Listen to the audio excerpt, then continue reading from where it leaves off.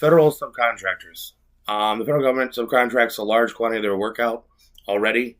I'm thinking that going forward, that's what's going to happen as they get these agencies out and they find what jobs they actually have to have. Is that they're going to hire more federal contractors.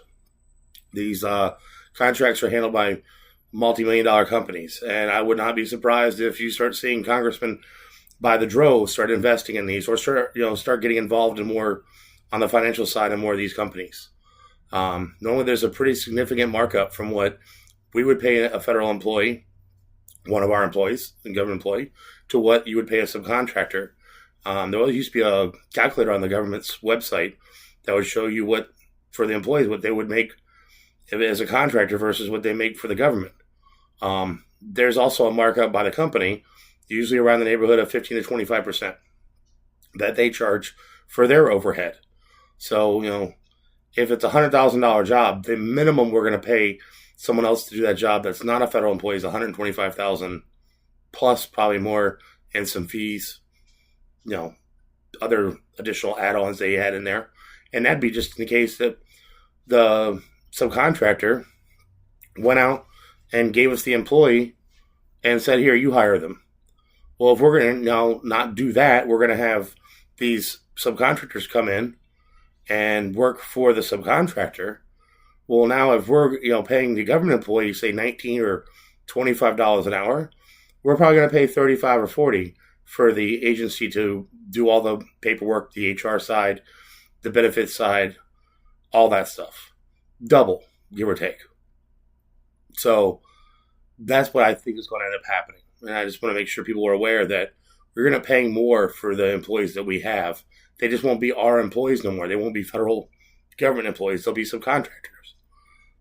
That is makes it's illogical. Makes no sense. Maybe some Republican can enlighten me on how that's going to save us all this money. Will there be less jobs? Sure. Because now they won't be federal employees. We can just yell at the subcontract company when we're not getting the workload we want done. We can say, hey, you're not getting all this done. We want more out of these employees. They're probably going to ask for more, give them more workload, or they'll spread it out. Now, I know right now, in some positions, certain subcontractors cannot access certain classified systems.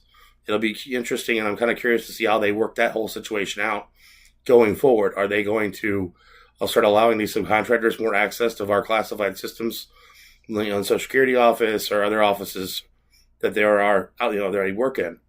I'm not sure how they're going to work that one out, but when we're paying someone right now, probably 25 or 30 bucks an hour, and we're going to subcontract that job out at $40 or $45 an hour, or I don't see a $10 markup on that per hour. I see that being a little higher than that. Those companies are going to want to get their money out of this. And I think when the ones that swoop in early and get the first couple contracts are going to make a fortune. We saw this kind of same thing happen back in the early 2000s with the Gulf War with Halliburton, making a boatload of money running overseas to build all the stuff in Iraq that the U.S. military used. Kind of the same setup, basically. This time they're doing it a little differently. They're doing it here in the States. So just a kind of piece of information for everyone to know.